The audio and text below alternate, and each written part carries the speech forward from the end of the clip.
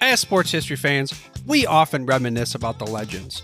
Willis Reed limping onto the NBA Finals court, Kurt Schilling's bloody sock, Kerry Strug's courageous dismount, and so many more. These moments often define sports history. But what about the countless injuries that did not become legends, or careers that were derailed due to inadequate care? That's where this episode's sponsor comes in. Introducing to you, ILP Sports Consultants, your trusted sports injury partner, available 24/7. Brian Maelli at ILP Sports Consultants has over 20 years of experience in the orthopedic and sports medicine industry, and he has worked with athletes across the gamut, from youth to amateurs, professionals, in almost every sport played in the United States of America, accommodating athletes at every stage of their career. This adaptability ensures that ILP services are perfectly tailored to your skill level, no matter where you are in your athletic journey. With ILP, you are in control. Choose the steps that matter most to you. Diagnosis, treatment plan, recovery, or the whole journey. ILP services are tailored to your unique needs. Rushing for care is a common pitfall, leading to future problems. ILP Sports Consultants helps you make the right decisions, ensuring that you receive timely and safe care. And here's a bonus. Brian hosts the Injured List podcast, sharing insights and athlete stories you won't want to miss. Whether you're a concerned parent or grandparent, or an athlete yourself seeking guidance, ILP Sports Consultants is your beacon of hope in sports injury management. Visit ilpsports.com today. That's the letters ilpsports.com. ILP Sports Consultants, where your well-being is the priority and your recovery is the mission. Choose ILP Sports Consultants for a healthier sports journey, helping you get back in the game the smart way.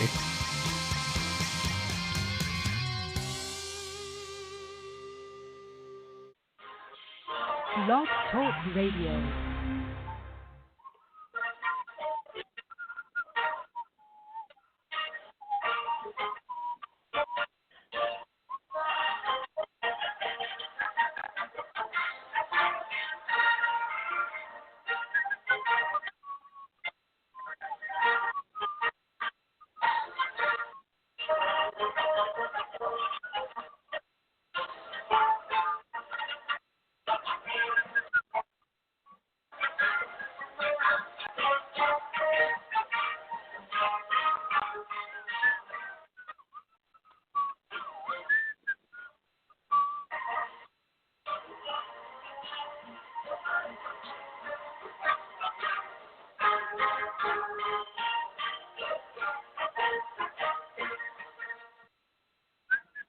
Tonight we'll go back in time to seasons past, when 22 men graced the rugged fields of yesterday, fighting for one more first down, one more yard gain, one final score which would bring victory after 60 minutes of battle on the gridiron.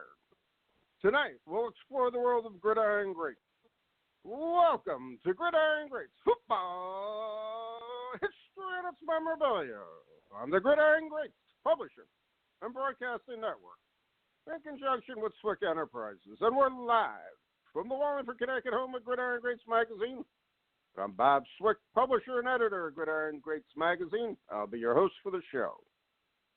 Gridiron Greats is the only publication in America which focuses upon the history and memorabilia of the North American football game since its inception in 1869. We cover 140-plus years of football history and memorabilia, and you can find us on the web at GridironGreatsMagazine.com. It is at this time I'd like to introduce my co-host. He is a senior contributing writer to Gridiron Greats Magazine, a football memorabilia historian specializing in pre-World War II items, in particular Red Grange, and also Seattle Seahawk items, in particular Steve Larger.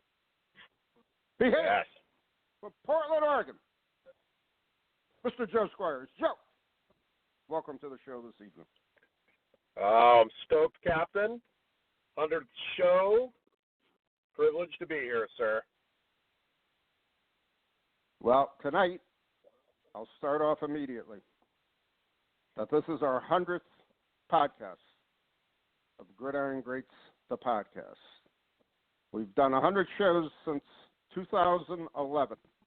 Our first show was on December 14th, 2011. We continued on the Leatherheads of the Gridiron Network until February 5th, 2014. And then we took a break as we got off the Leatherheads Network, and we started on our own network. And our first show was on January 14th, 2017. The date of this recording is December 30th, 2019, and we did 100 shows over basically an 8-year period, minus 2 years, so over 6 years. And first, I want to lead off by saying I want to thank my co-host publicly, Joe Squires, for his hard work, his efforts, his research, his taking time out of his busy schedule to be my co-host.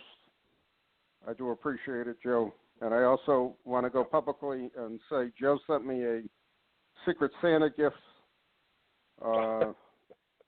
in the mail, I think it was, and I got this box from Oregon, and I kind of put two and two together. I don't know too many people in Oregon other than my co-host, Joe Squires. I proceeded to open up the box, and actually I have the items in front of me right now.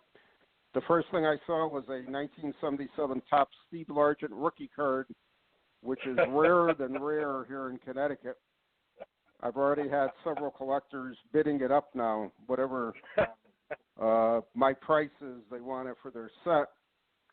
And I got two beautiful ticket stubs. One from 1906, a Harvard Dartmouth ticket stub, the old classic lettering, beautiful numbering on it, the great ticket design on the back of it. And then I got an incredible 1899 Harvard Penn November 4th ticket stub, which is an amazing piece of football memorabilia. And I do want to thank you, Joe, publicly for that nice Christmas gift, which I was not expecting in any way, shape, or form. I got confused because I thought you were my Secret Santa, which I didn't think you were. But I do want to thank you for that. Well, first of all, you're welcome, Bob. Not only do I have the privilege of being your co-host, but I also call you a very dear friend. So Harvard's your team. That's true. I got you a couple Harvard tickets, and Steve Largent, if it was an unmarked box and you open it up and you saw Steve Largent, I figured that'd be your first clue. Oregon and Steve Largent. I had a hunch when I saw the Steve Largent rookie card. As Brenda got a big smile on her face when she saw it, I said, "Yes, it's Joe. My friend Joe has sent me tidings for the Christmas season." It was very nice. Wow. I appreciate it. And I do want to say this. You are a good friend of mine. We have gotten to know each other quite well over the years. I seem to have gotten much older for some reason since 2011. I feel older, put it that way. But I do appreciate our friendship and our backgrounds and understanding of the game of football, or research on it, or effort that goes into doing the show, so on and so forth. Yeah, you know, I try to tell people, and I'm asked this question a lot. You know, what's involved in going and doing a show? What do you do? Just call in and just talk? And it's a little more complex than that. You know, we have to, the shows we have guests on, I have to coordinate it with the guest, or you coordinate it with the guests. We develop questions for the guests, and you and I, discuss this before the show. Then we create a script, even though some of the script is pretty standard for each show, and a couple of the questions are standard for each show. We still want to go over and look at it. And we got a back and forth email trail of the script, any changes, and/or phone call, text, whatever the case may be. And then we come to show preparation. And what I want to point out to a couple of people, because a few people asked me, why don't we just take calls on the show? We pre-record these at different times through the course of the week. So it's difficult to say, call in at such a time. We tried this, believe it or not, a few years back, and unfortunately we're getting people calling in the wrong number because they thought their show was on at this time. So I had to edit out some of the shows where people would say, this is Joe Smith and I'm calling in for XYZ show. Well, this is not the XYZ show. This is the Gridiron Greats podcast, so it's kind of awkward. So that's why we don't do it. I do handle, and I've taken emails, phone calls, letters from people, and I try to discuss, what they've talked about, what they wanted me to ask for the next show, so on and so forth. So that's a big reason why we don't take the live calls anymore, as far as the show's concerned. However, we try to come up with, if we know a future guest is coming up, and I know several people have questions for them, I try to incorporate their questions into our script as far as what we're going to ask them. So that's basically what goes into developing the show itself and putting it together. And then obviously we got the 60-minute recording. Then when it's recorded, I normally will post it to several different areas. The Gridiron Greats magazine Facebook page. We post it on Twitter, and we also post it on a couple of groups we belong to.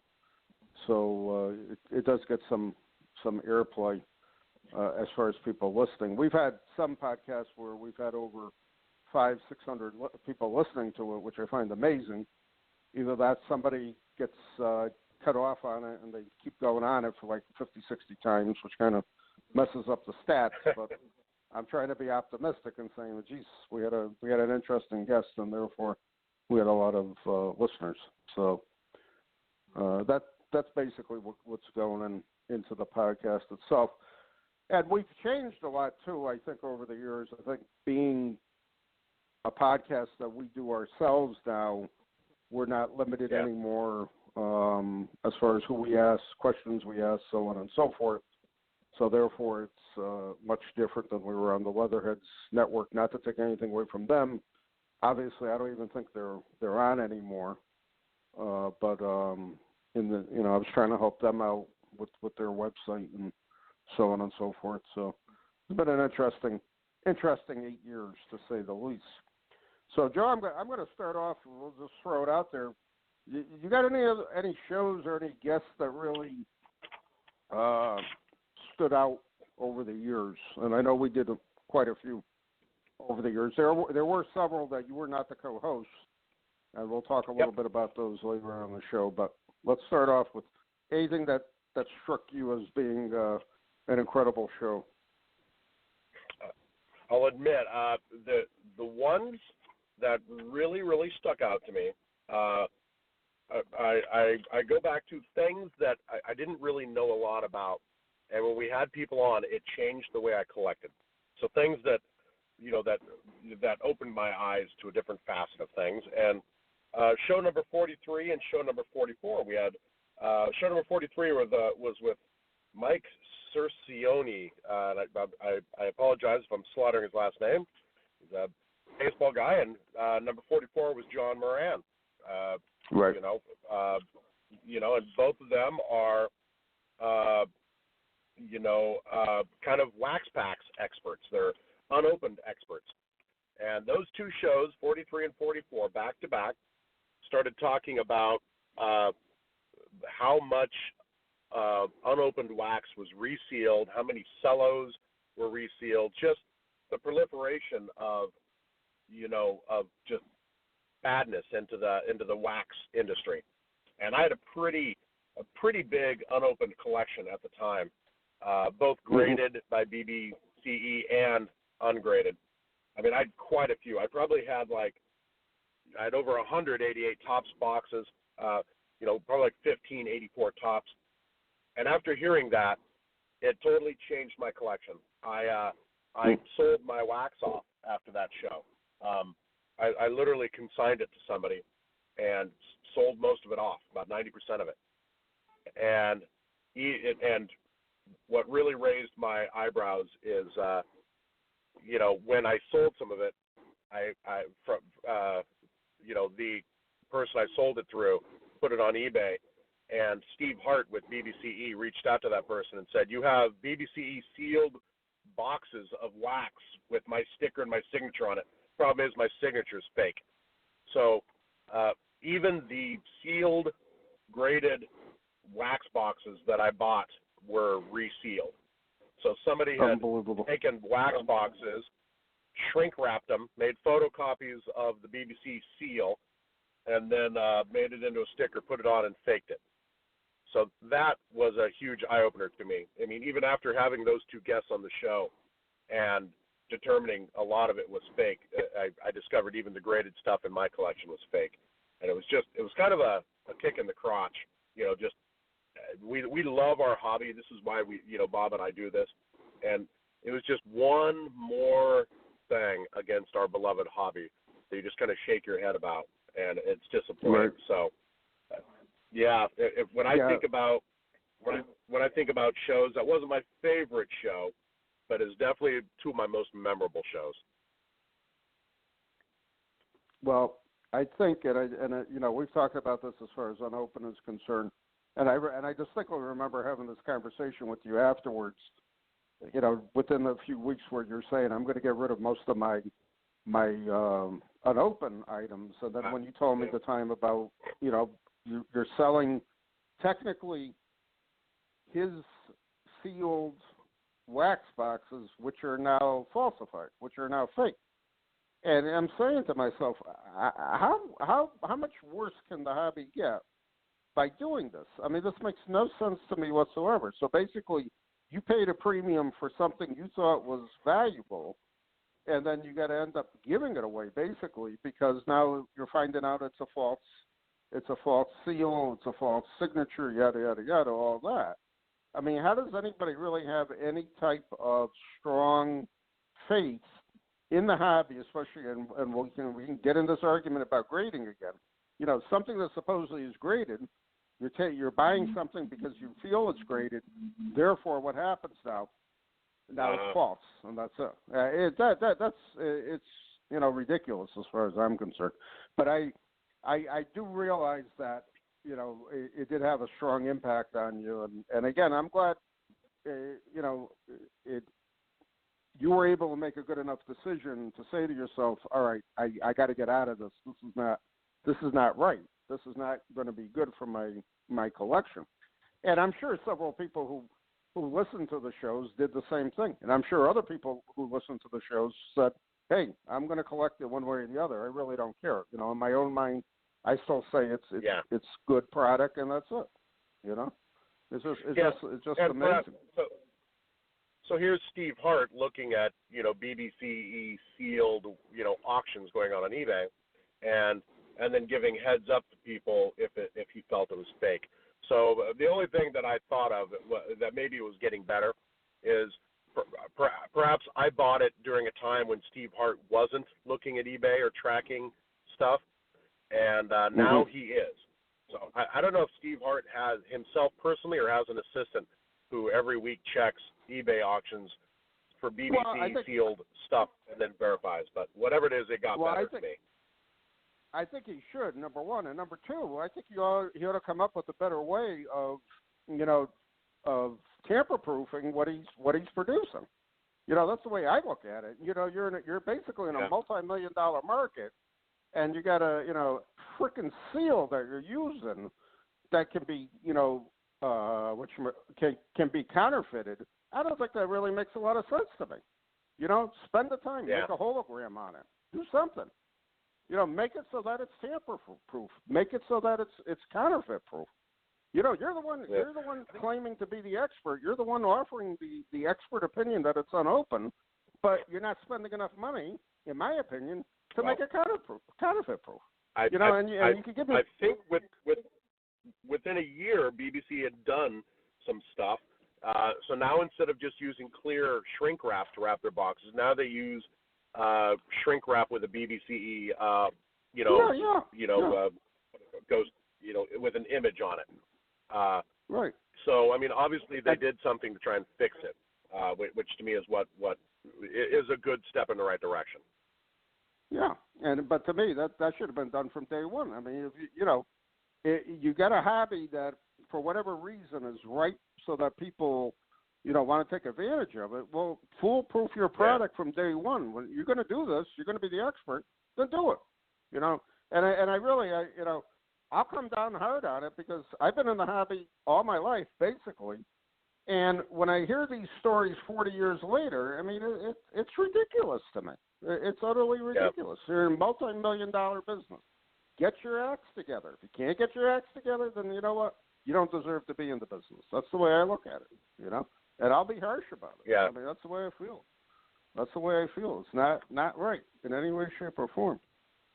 But, you know, again, it's a learning experience for you. And hopefully you didn't take too big of a hit on it. But, you know, again, I remember back in the 80s, you know, for example, 1986, you could buy 1984 wax boxes for basically, you know, $3, $4, $5 at a show that had the black markings through it because, you know, they were returns from Tops. And then they got back into the market. They were resold from Tops as returns. And that was just very common at that time. You know what I mean? So when people say, well, I have a pristine box from 1984 without the black markings, so I'm saying to myself, okay, if that's the case, then that's good. Then you actually got the box or bought the box when it was brand new, when it was first issue. So, you know, and then what's the difference if your display box has a black mark through it? If the packs are okay, you still have a chance to get, you know, very good cards out of the pack, so on and so forth. Without a doubt. So I'll ask you the same question, Bob. I mean, 100 shows in the can. What are some of your favorite shows? I was trying to think about it today, and to me, it's just so tough to choose a handful of shows that really moves me. One show that always sticks out in my mind was the one with Glenn Christensen talking about his Green Bay Packers collection, and I'm still floored. I talked to Glenn a few times before the show, and then after the show, we still, you know, he's a regular advertiser in the magazine now, and he's always on the hunt to find new stuff, so on and so forth. But I just really enjoyed that show because it showed the enjoyment that he took in his collection and the genuine love of the collection that he has. I always thought that was really great to talk to. And again, there was one show. Unfortunately, you weren't the co-host. Martin Jacobs was the co-host, but we had Bob Tibby on, who has one of the largest collections of antique footballs and equipment in the country. Oh, wow. Bob was just incredible. If you heard him and Martin talking to each other, it was just like two longtime collectors that out of the blue just started talking. You know, we were way off script that day. We just talked about everything in his collection. And I wish someday, hopefully I can somehow see Bob's collection. I've seen a lot of photos of it. It's truly amazing to see the history of the game, the way he's preserved it with that. But I can honestly say I enjoyed all 99 shows up to this point, including this one. But at the same time, those are two that really have always stood out in my mind. And I also feel bad because we had Serge Mahaley on, and Serge recently passed away.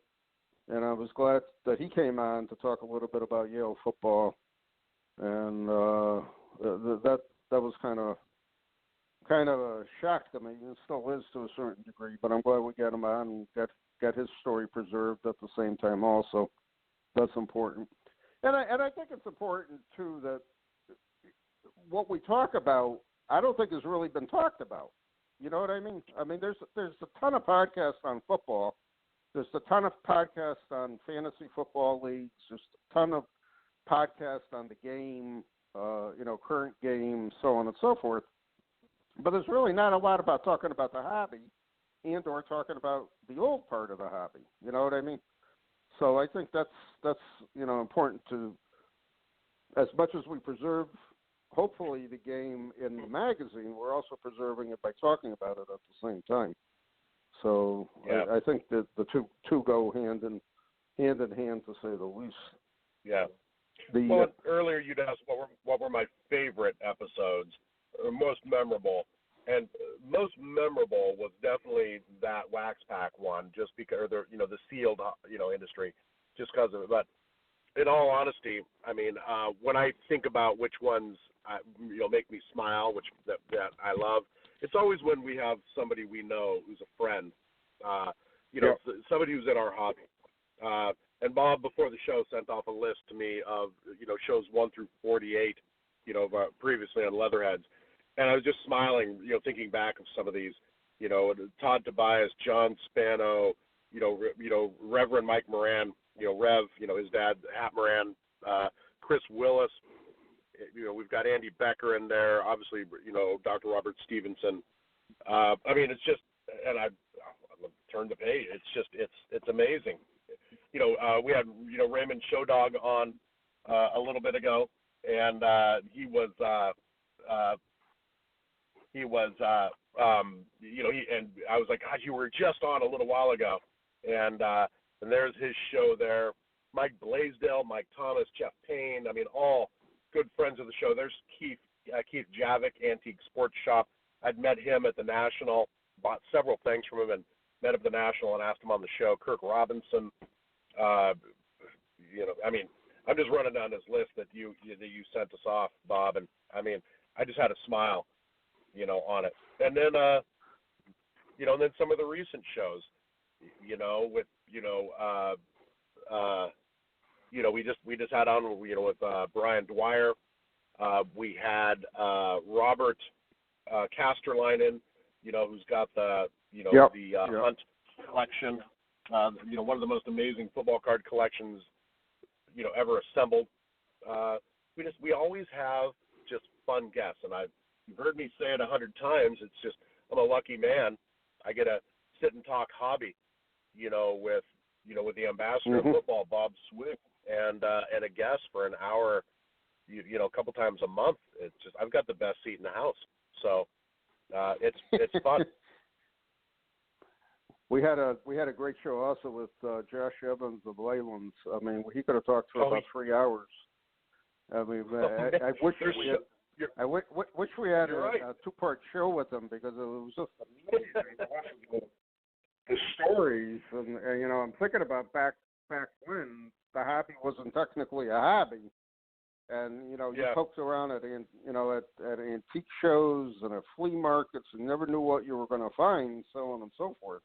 It was truly amazing, to say the least. But his show was just incredible to listen to. And then the other one that really stands out was a couple of years ago with Robin Pauls and his 1962 Post information and collection. It was just amazing to listen to his information, and just incredible. And then we had our good friend Jeff Drum and his autographed photo collection is just amazing also.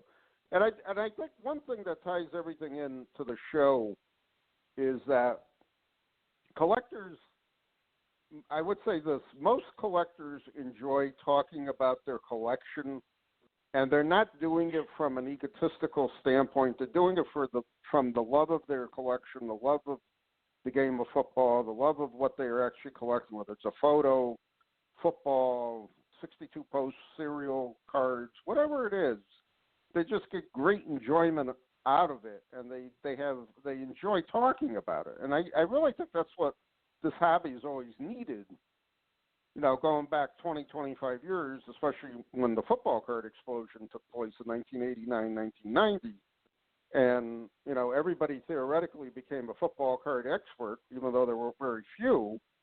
And still, football was overlooked because, obviously there were more baseball card collectors, so on and so forth. And I always saw football card collectors and football memorabilia collectors were much more calmer because they enjoyed sharing the information on what they had, as compared to, let's say, another sport, baseball, where they wanted to make sure they got it in their collection first, and then they would possibly talk about something. You know what I mean? So I always found that's a good point. It to be very. We've heard several people say that, where it football guys tend to collect. They out of a passion. Baseball guy, we've heard that from several people, and we've been firsthand to it. We've had 100 people on the show. Well, over 100 shows, let's just say, because we've had some repeat guests, but. Who are all, like you said, willing and eager to share insight. And some of this is strategic insight. Just, cards that are coming up, future Hall of Famers.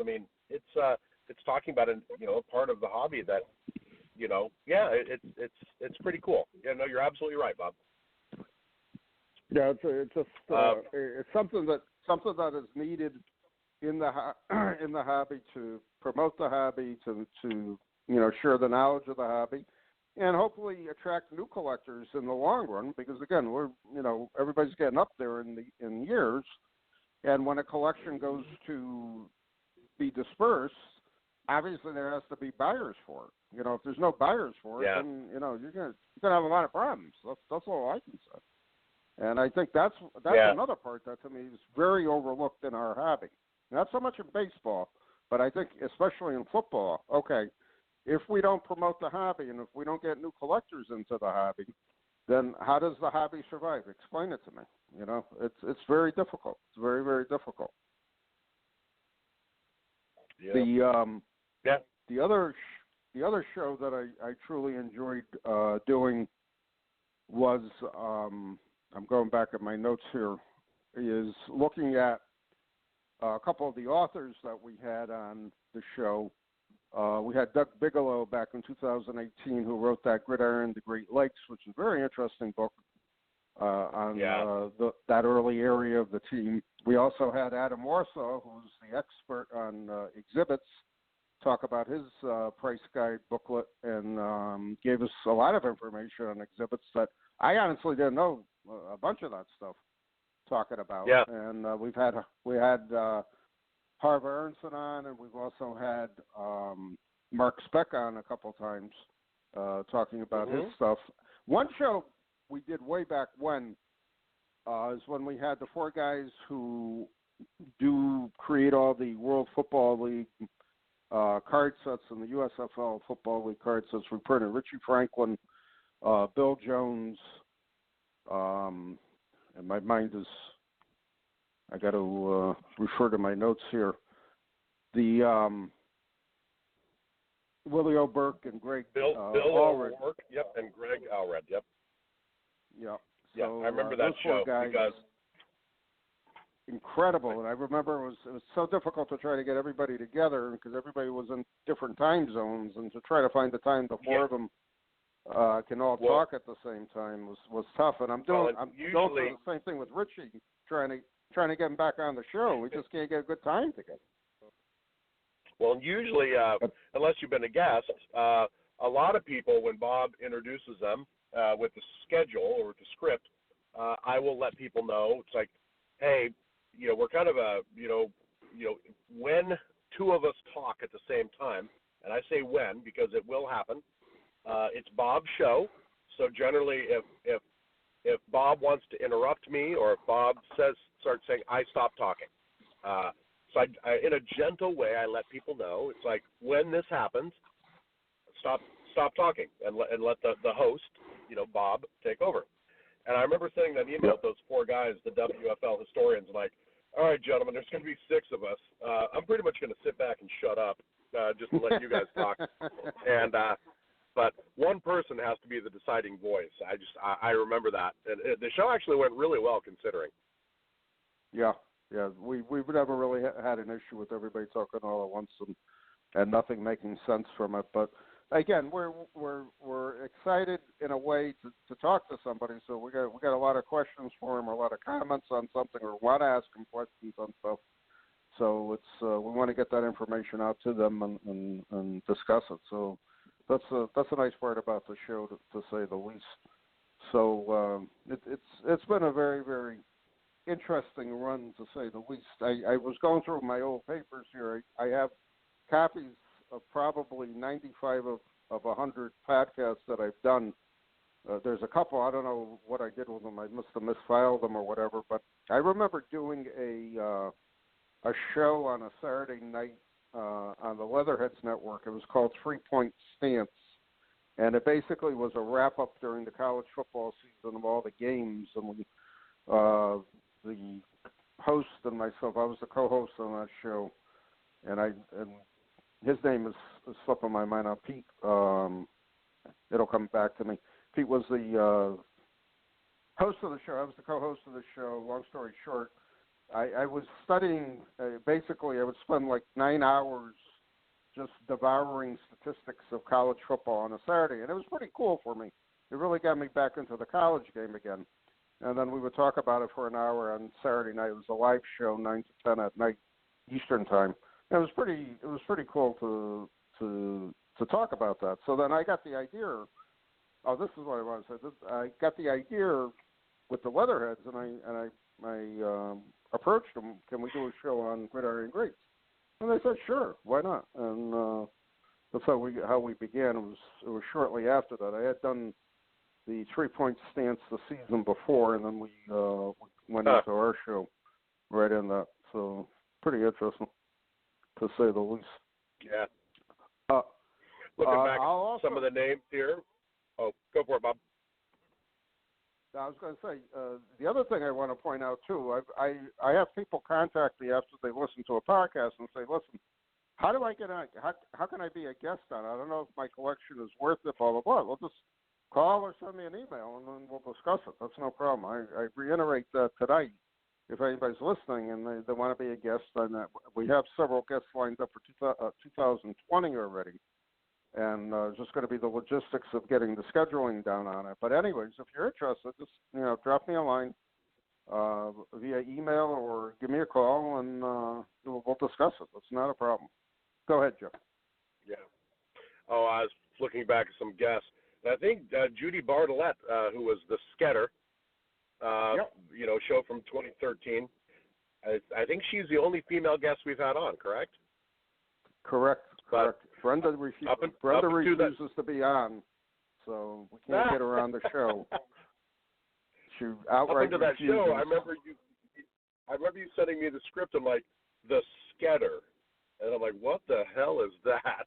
And I had to look it up. I had no idea Sked was the nickname for schedules. It kind of cracked me up. It was just, and it was just one more time, just a facet of the hobby I'd never considered, collecting pocket skeds, and just kind of fun,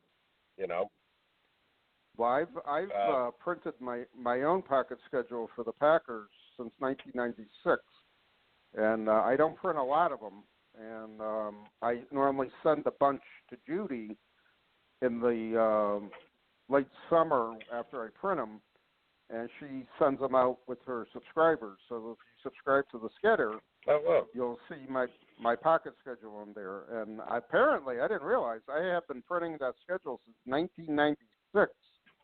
So this was I believe my 23rd or 22nd year that I've printed that pocket schedule. So this year, I had a couple of guys email me, and they said, when did it begin, and do you have any extras? And I can't believe there's a few years I'm completely out of them now. So they're rarer than rare. But it's just something fun. I like printing, and I give a plug to the magazine in it, and so on and so forth. But Judy, great publication. She's very dedicated to pocket schedule collecting. Sadly, a lot of teams are not printing physical pocket schedules anymore. They're going to everything online, and they want you to either print them out or just view them online. And that's a big threat to the hobby, to say the least. So hopefully, not all teams will do this. Teams will continue to print their pocket schedules in the future, and we can still collect them. But Judy's done an incredible amount of promotion for the pocket scheduling collecting hobby, and she definitely has to be applauded for it. The other person who's done an enormous amount is Richie Creamer, who actually lives in Glastonbury, Connecticut, and I just did a trade with Richie to get some Green Bay Packer pocket schedules I didn't have in my collection, and I sent him a bunch of mine that he didn't have, so it was a fun trade for that too. And you're right. There's so many different avenues of our hobby that people don't even realize, what they're collecting and how they're collecting. You didn't really know about pocket schedules. I had a couple guys say I really never dawned on me to look at, just saving ticket stubs. A lot of people just arbitrarily, what they do with them, they just throw them out after the game or whatever type of thing, instead of saving them. So it's kind of interesting, kind of And nowadays, people print it out on a piece of paper. The tickets get emailed to you, so you print it out on a piece of paper, or like the Portland Trailblazers, the local basketball team, went away from any kind of physical ticket. Now you have to download the app, and you have to have a QR code showing the ticket on your phone. So tickets are not only rare, but they're disappearing. It's sad. It's really sad. I mean, between that, packet schedules, I know a lot of teams are not printing their media guides anymore. They're keeping them online. They're offering them online, so you could just research them on that. That's another area of collecting that's pretty much gone by the wayside. Look at actual sports magazines. Sporting News is no more. Sports Illustrated is every other week, and it's a shell of what it used to be. Luckily, the annuals are still out there. Street and Smith and a few other once-a-year college football guides and pro football annuals, so on and so forth. But the complexity of the hobby really has changed. So what do we have that continues to remain? It's football cards themselves and the wrappers and the display boxes. They still can be collected. You know what I mean? So hopefully they're not going to go anywhere. Although there's a lot of e-cards now. So yeah, quick story. I went over to a friend's house. There was about 20 people who got together to watch the Seahawk 49er end of the season game, end of the decade. Game, last regular season game of the decade last night involving the Seahawks, and just kind of to have fun, I took a box of 89 Pacific Steve Largent cards with a bunch of wax packs in it over there, and I handed them out to about 20 people. So some people got 2 packs, and a couple people like, we can't open these. This 1989, that's 30 years ago. I'm like, yeah. Yep.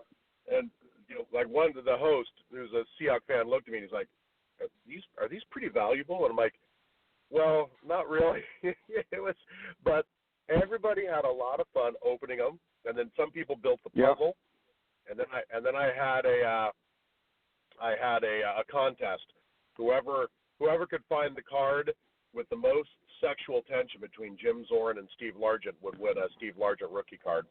And anybody who knows that 89 Pacific set knows there's a couple cards in there that are eyebrow raising and nowadays. It's just kind of funny, and everybody just had a good time. And then you look around and there's wax pack wrappers everywhere and cards, and a couple people were working on the puzzle and running around trying to find the cards. It was a lot of fun, So that's the fun of actually opening up a wax pack or a pack of football cards. See what's inside of it. It's curiosity. Yeah. It's fun.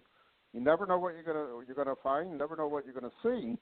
And again, I coming from my generation, it's tough for me to get excited opening up an $80 wax box of 2019 Donruss, which is published or printed by Panini, which is the only producer of Panini. Only producer of football cards in the market right now. It just kind of cracks me up, you know what I mean? And now all of a sudden, and I think correct me if I'm wrong, I think it's 1991 Pro Set, Bill Belichick's supposed rookie cards in it. Now those wax boxes are going through the roof, and I can't believe it. You know what I mean? It just cracks me up. You could have given them away a few years ago for $5. Yeah. Now all of a sudden, everybody wants the Belichick card when he was the Browns coach in it. It just cracks me up, to say the least. Cracks me up. Yeah. Well, you had a question on here. What over the years, 100 shows, Bob? You're the historian of the hobby for us. You're the ambassador, but even you've learned a few things. What have you picked up over the years? Well, the things that I picked up over the years is, number one, I see people who specialize in what they are collecting, to me, have much more advanced and much more advanced collections, obviously, but they seem to get much more satisfaction from it. And the other thing that I see is number two, there is a very large segment of the hobby that does not collect football cards. They collect everything else but football cards. They'll collect the program with the ticket stuff. They'll collect pennants. They'll collect, the packet schedules. They'll collect photos, team photos. They'll collect the publications, so on and so forth. So it's not necessarily just a football card hobby, and I never wanted it to view it that way. I always felt it was a football memorabilia hobby.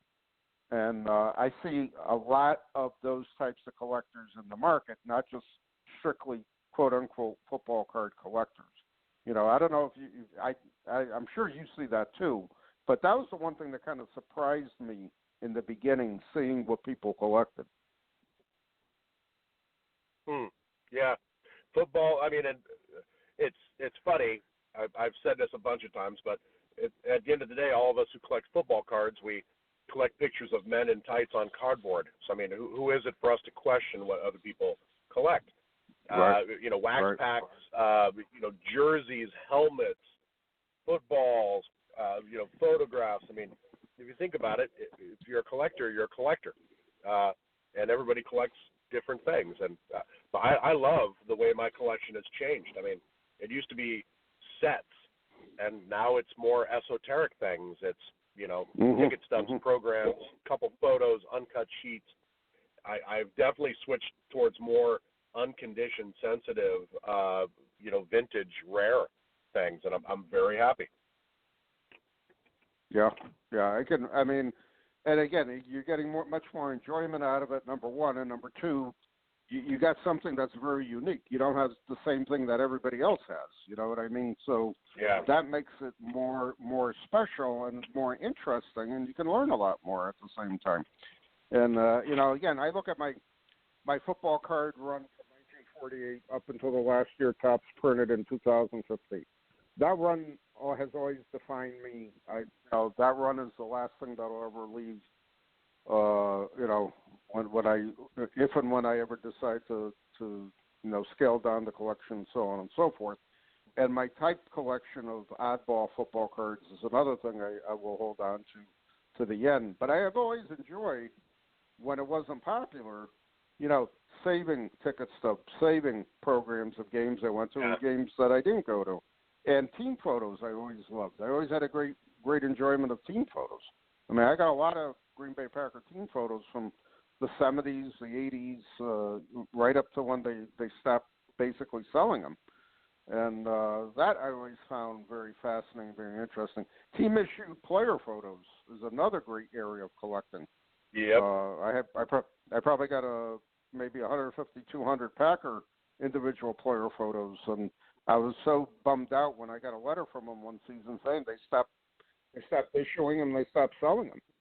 So I'm saying to myself, well, what are they using? They're probably just using images now. They're sending an image to the PR individual who wants the player photo for whatever promotion or whatever the case may be, and that's it. It's not the classic pose of the 1950s or 60s of the quarterback with his arm cocked back with the football in his hand, ready to throw type of thing.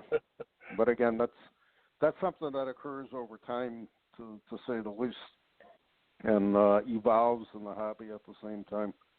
But again, there's a lot of different things, and in your case, I think it's great that you've been able to see things differently and collect much differently, and you still have an incredible collection on top of it. Even though you've changed speeds on it and gone to a couple different directions. A, nothing wrong with that, and B, it's great, great for your collecting interest to keep your interest more stimulated with your collection at the same time. I think a lot of collectors, as they mature in their collections, there's not a great need to have to, I got to buy something this week. I got to go to a show. I got to find something, anything. I got to buy something. Unless it's something they really want, they really need on their want list, and or truly interests them. What's the point of collecting it? You know what I mean? So I think that evolves over the years. I mean, I go to a show. This last national was a good example. I bought a couple things, and that's it. I bought very few things there. And there was a couple nationals ago. I didn't even buy anything. I couldn't even get around. The Atlantic City National is a good example. I wasn't really able to get around and walk around, but I didn't buy anything. So, I mean, it happens. It happens. But again, I've been to nationals where I've bought a lot and I've seen a lot, and I found stuff very interesting, and I bought it, and that was it. You know, so it's how you view it, and you know, your interest in it, so on and so forth. I mean, I also see the guys that sit in front of 5,000 count monster boxes at shows, and that's all they do for 6 hours. They don't move. They don't go to the bathroom. They don't get up. They don't move from that chair. And then they come out with an 800-count box of cards, whatever they may be, and they're satisfied, and that's good. Good for the dealer, and it's good for the show. You know. To each their own. So, to each their own. The thought of sitting in front of that box, and I know exactly what you mean, is like, I mean, whenever I go to a national, I got about an hour of pacing the floor, and then I end up sitting down and hanging out with somebody, and then an hour of pacing the floor, an hour, you know, and then hanging out. I might get 2.5 hours a day out of walking the floor if I'm lucky. Yep. It's all I have the patience for. Yep. You know, it's pretty funny.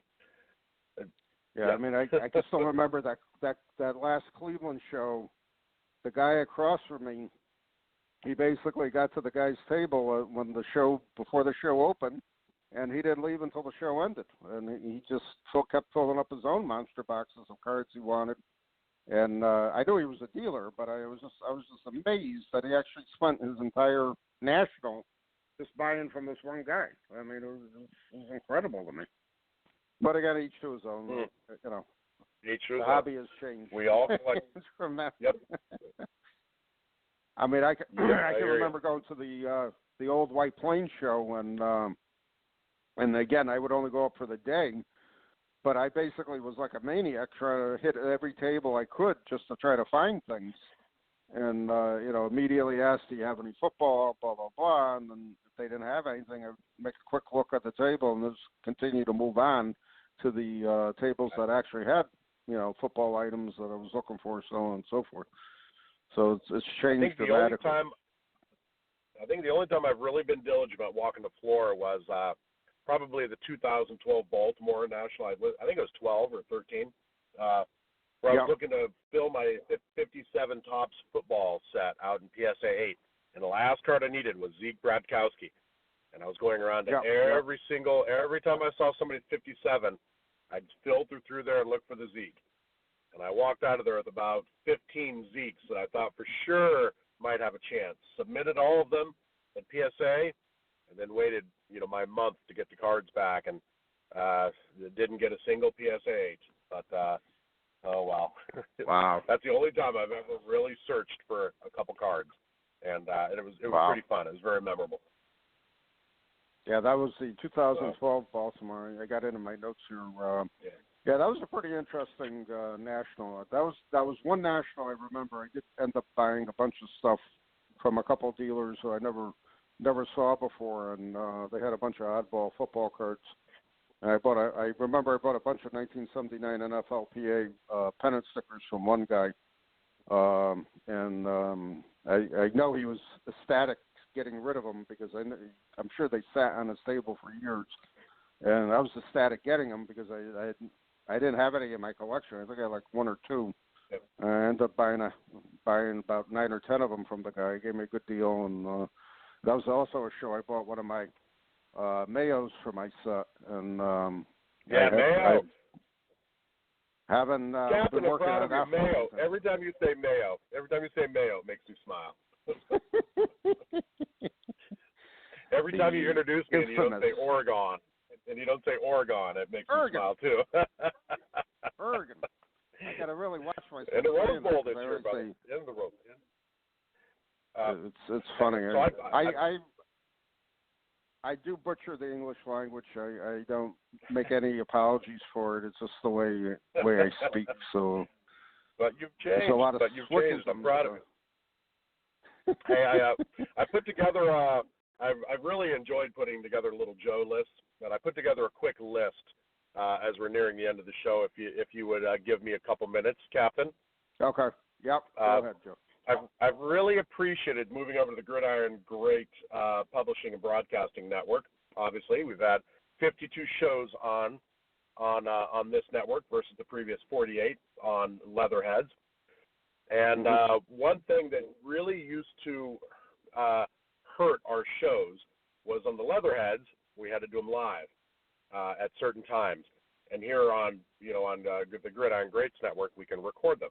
So it's made it a lot easier for Bob and I to say, what day works for you, what day and time. So my list that I have is the top 5 Joe F-ups from when we were on Leatherheads. I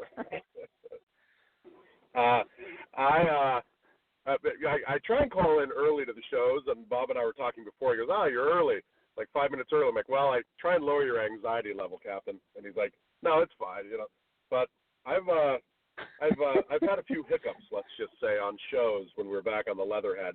So my top 5.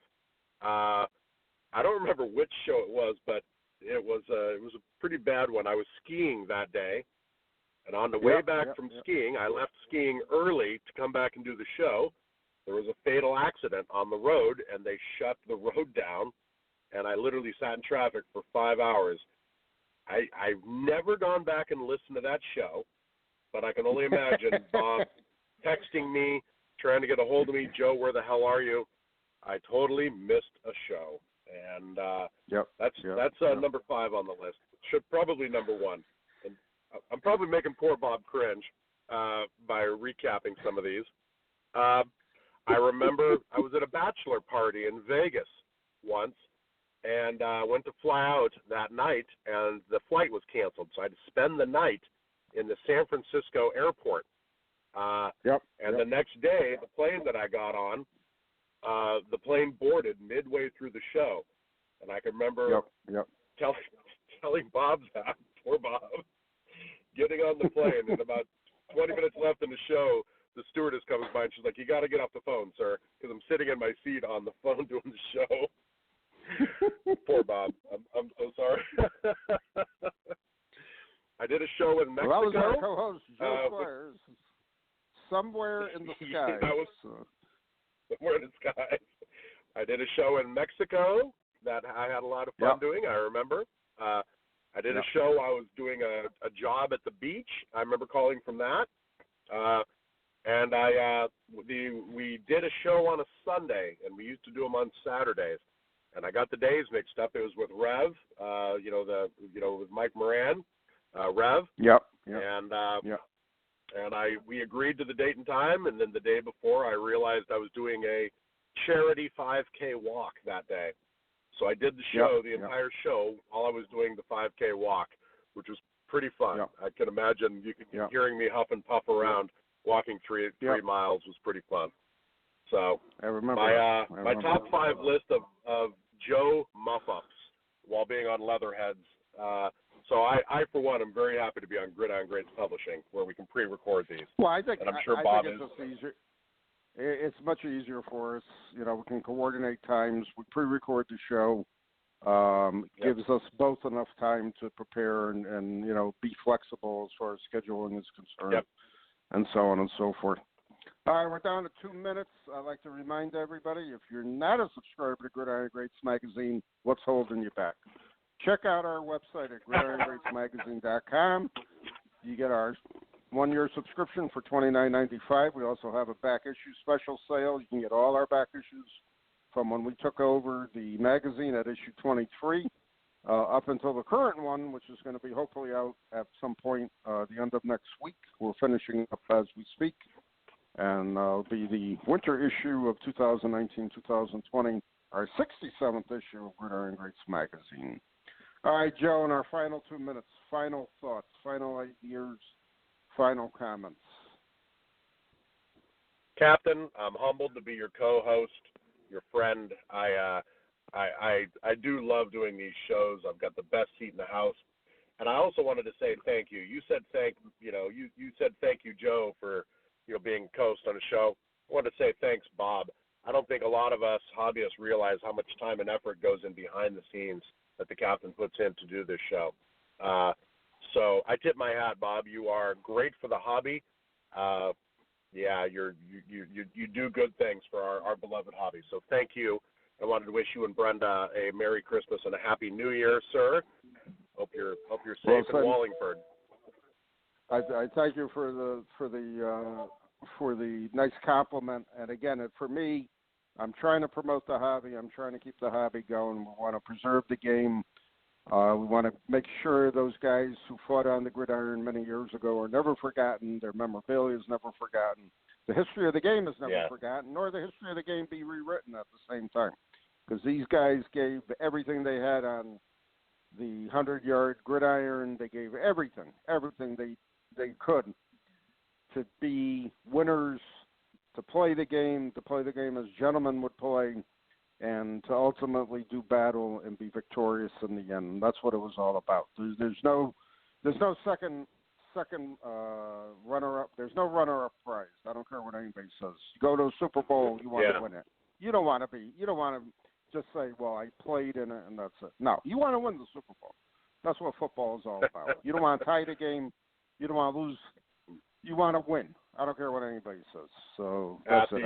And again, at the football party last night, they showed the banners hanging from the Seahawks rafters, and there's the 2014 NFL champion, and then the 2015 NFC championship. And one guy joked, he's like, that NFC championship is second place. I don't even like seeing it. I'm like, I would agree. Yeah, I hear you. All right, we're out of time. Joe, you and your family have a Happy New Year, and we'll be back in 2020 with a whole new season of Gridiron Greats, the podcast. Thanks for listening. Hey there, sports history fan. This is Arnie Chapman, a.k.a. the Football History Dude, and I wanted to thank you for stopping by to listen to another episode here on the Sports History Network. Our podcasters are passionate about uncovering and sharing sports stories from yesteryear. And if you didn't know it already, we have over 30 shows across the network covering all sorts of sports history topics. In fact, here's a glimpse into one of our awesome podcasts here on the network. Each week, the official Football Learning Academy podcast will take you deep into the history of pro football through interviews with players, coaches, or administrators in the NFL, as well as interviews with Pro Football Hall of Fame selectors, authors, and historians. You'll learn how the game evolved and important moments that shaped the sport into what it is today. And don't miss the Pro Football History Nugget of the Week. Listen to the official Football Learning Academy podcast on the Sports History Network. How about that? I bet you're super hyped to go listen to that new podcast, right? Well, to learn about this show and all the other podcasts on the network, head over to sportshistorynetwork.com/podcast. Again, that's sportshistorynetwork.com/podcast. Head over there today to find your next favorite sports history podcast.